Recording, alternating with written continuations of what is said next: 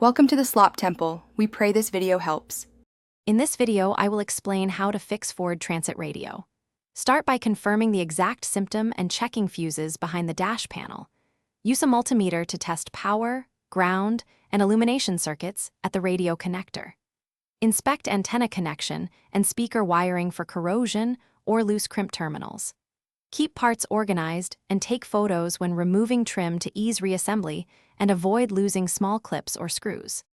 Work methodically through power, ground, and signal checks to pinpoint the radio fault. Measure constant 12V and switched ignition 12V at the harness to rule out fused circuits. Confirm a reliable chassis ground and clean the contact area where needed. Inspect antenna and antenna lead for continuity or corrosion, which often causes reception issues. If all wiring checks good, consider factory reset or module replacement after backing up presets. Quick recommendation and a small detour. If you want less dust and debris while working on your Ford Transit, try the Shark AI Ultra Robot Vacuum.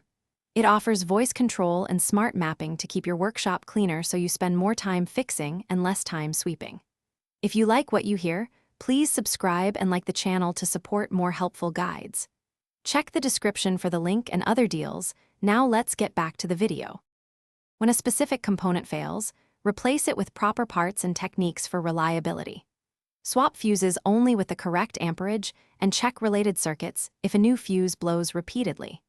Use solder or marine-grade crimp connectors for speaker wire repairs to prevent future failures from vibration. If the head unit is faulty, a refurbished OEM radio preserves steering controls and integration, while aftermarket units may need extra adapters.